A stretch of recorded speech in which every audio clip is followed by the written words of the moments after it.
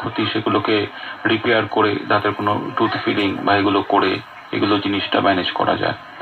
এবার যখন disease process already এগিয়ে গেছে, দাঁতে ব্যথার আরো বেশি হচ্ছে, তখন দাঁতের যদি একটা রেডিওগ্রাফ করা যায়, করে ভেতরের তার ডিজিজ প্রোগ্রেশন কতটা কি হয়েছে সেই অনুযায়ী সিদ্ধান্ত নেওয়া যায় আর কি।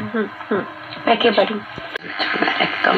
এবং তার সাথে দিদি আরো যে শিল্পগুলো, ধরুন মা বোনেরা তো কাঁথা তৈরি করে